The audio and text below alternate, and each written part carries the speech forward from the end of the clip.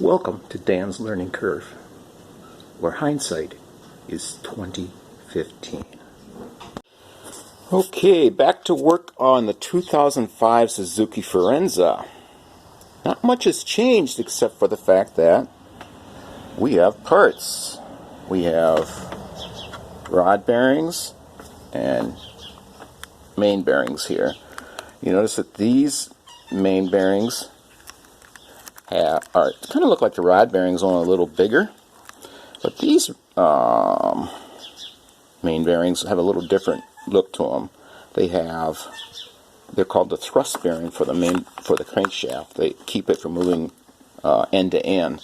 And you can see by the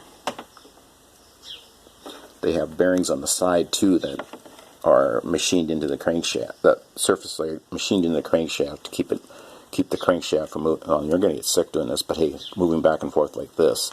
I hope you didn't get sick. Anyway, so let's see.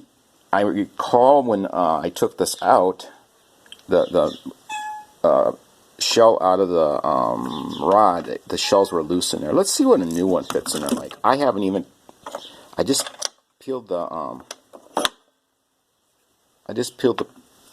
plastic, opened the plastic a little bit. So let's compare them. A little different there. And where's the one off the top? Where's the top one? I don't know where that one went. It's around here someplace. But okay. Just so you know, guys, this isn't a how-to video. This is a patch an old car back together to make it run another day for my brother. So let's see what this happens here. Remember now, these old bearings had no spring left in them. Usually these go in and snap into place. Get that into frame a little bit. It help if you guys were watching too. See how that just kind of sits in there and doesn't do anything? Let's see what a new one does. I haven't done this yet, so that's what we want right there. Notice it's starting to get tight. And when I took it out, the shell just dropped right out. That's not going to drop out. That means, in my opinion, I don't know, but obviously this has lost its. It's been run a while, and there's probably been some crankshaft play in it, and well, there has because they're worn, and so they lost springiness. But this doesn't fall out, and I'm guessing, educated guess, that they'll be the same. Okay, not much. Like I said, not much has changed except for parts, but I do have parts. The cylinder head will go to the machine shop probably today. And then just keep plugging along here. Alright, I'll bring you back. Alright, brought you back here, and some of you may know what this stuff is, some may not. This is called plastic gauge. Is it written on her anywhere? I didn't even look at that. Yes, it is written. Let's see here.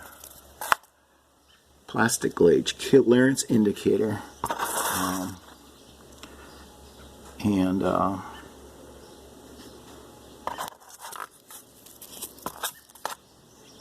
Okay.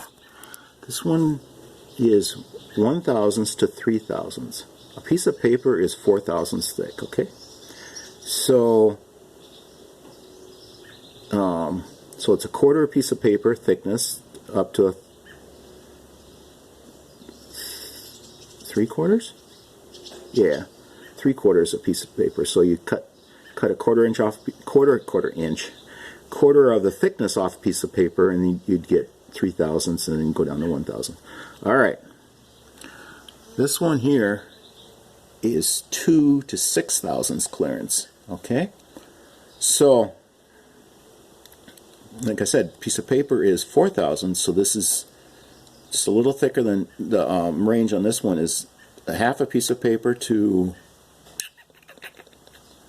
1.5 pieces of paper if I'm doing my math correctly. Okay, I am trying, in the old bearings, I'm going to put this little piece of, where's it? Right there. I'm going to put this little piece of plastic. This is inside here. There's a strip of this in here. Let's see here if I can. Well, you can take my word for it. You can see the line right here. There's a whole strip of this down.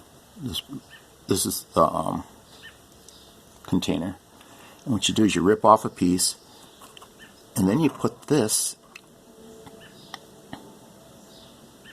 Of course, you're going to wipe off the oil, and you're going to put this piece of plastic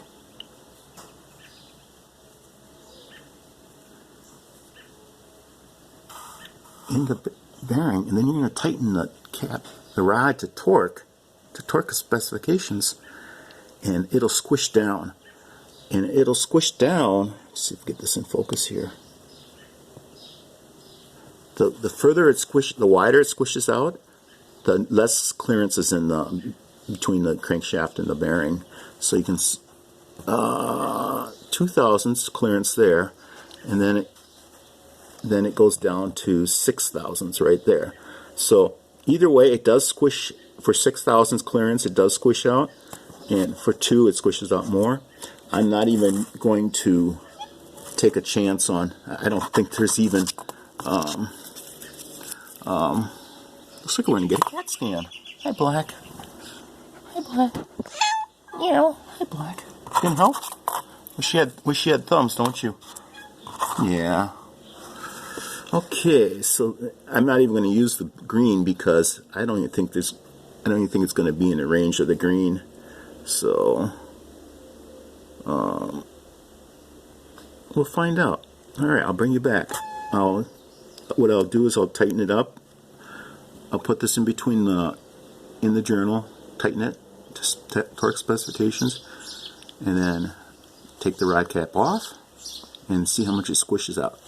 I'll bring you back. Well, that was tightened up, and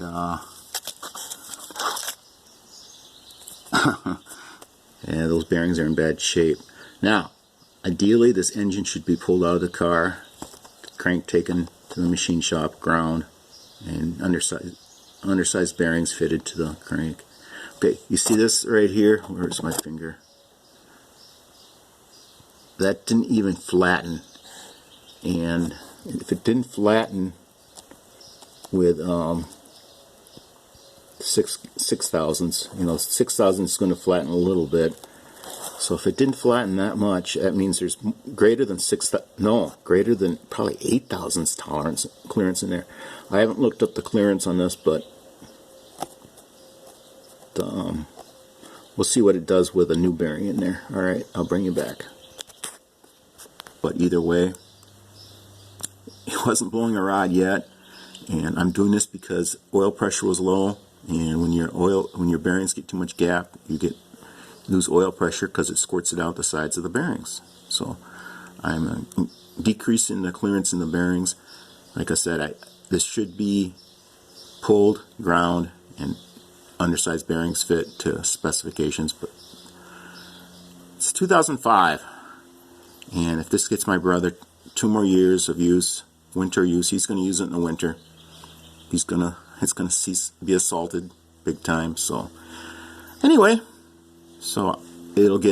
I'll do this I'm not going to plastic gauge them all. I'm just going to replace main bearings and then replace the rod bearings, and I'll show you one cylinder being honed, and I'll put new rings in it. All right, bring you back. Appreciate your comments and positive comments and questions, and if you could click like on the video just to know that you've been there, just a small comment, even thanks for the video or something like that. Likes and comments, YouTube uses them to suggest videos to other people, and honestly, it fuels me to get 100 views. It'd be nice to get more, but I know you need quality and quantity to get that, but I'm working on it. So I'll bring you back. Alright, brought you back. All 4 pistons have been removed. And normally engines of this, fuel injected engines and things like that, I don't know if you can see it on the camera here, but I would normally see crosshatch, crisscross pattern on each cylinder. And this engine has seen some low oil conditions because we saw the rod bearings being wiped out. And oh, I pulled one main cap, and mains look great, so I'm not even changing those. Thank goodness, because it's a real pain to change main bearings with the crank in the block, because you have to, the upper bearing you have to spin out, and there's a tool made for it. I don't have the tool, and I took one top one out. I eked it out. I didn't use the tool, but I have an idea how the tool's used, so I improvised and took it out. The main bearings look good. I didn't even plastic gauge them because I was not up for the fight of removing all 5 of them. So looks like that crank right there. Let's get you. That journal looks the worst, but that's actually the one I plastic gauged. So we'll see what happens here. Okay, then that one, I don't recall what the plastic gauge squished out to be, but it's on video, so you guys will remember it more than I will. But I liked it, so we're going to go with it. Next will be to run a hone through these cylinders.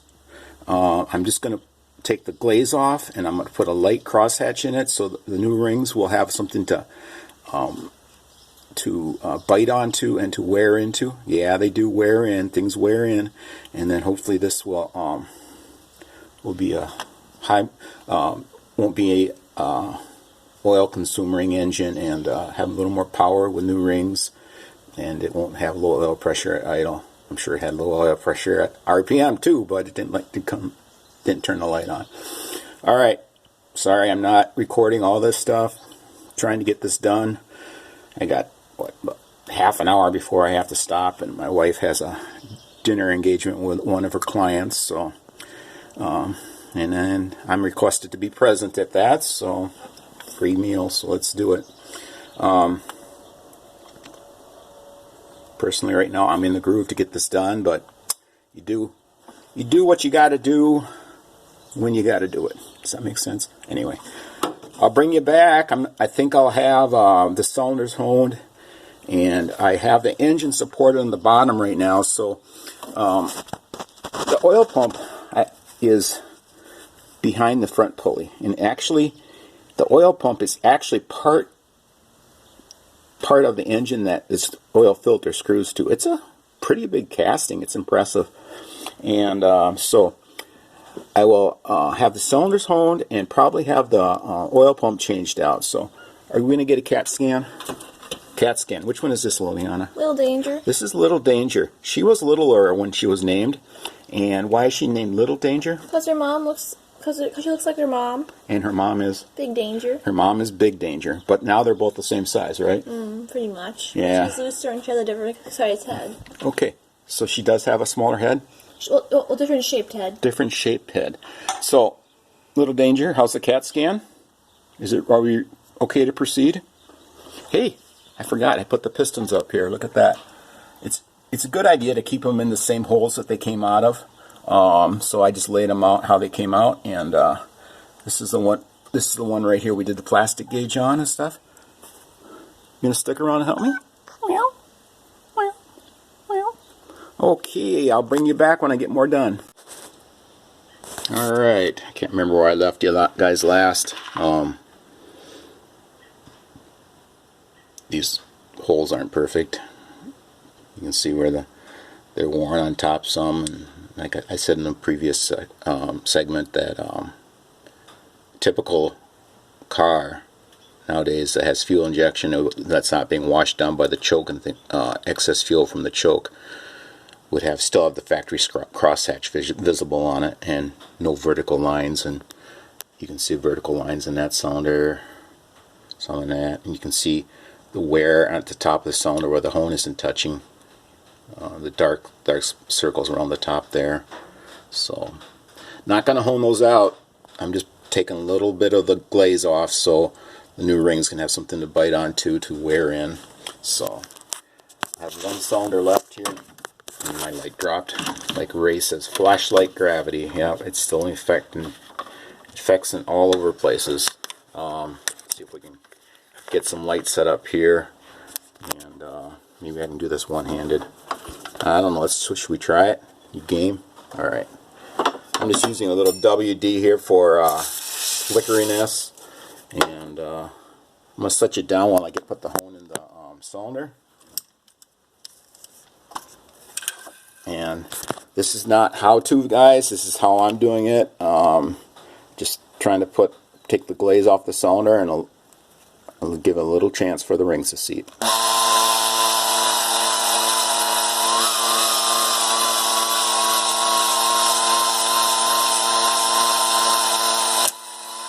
Hit the crank there.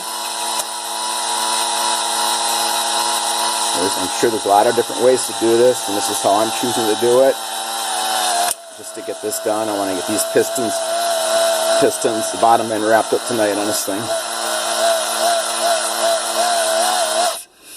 And I'm going to give it one more shot of juice here.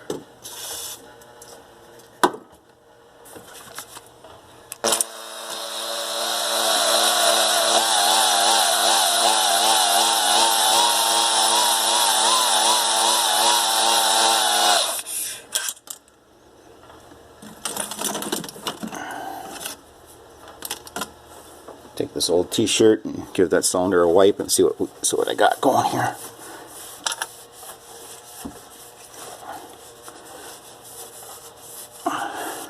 Yeah, look at that. Notice something down here, right there, the hone's not touching. And down here the hone's not touching. Wow. I wonder if that's piston slap. Huh, interesting. Well, it's not getting new pistons there. I'm already putting enough money into this. My brother's putting enough money into it, so it was running when the timing belt snapped, and I'm just trying to give it a couple more years of life. So, alright, another 3 minutes and 20 seconds of video segment. Hope you guys are enjoying this. Talk to you.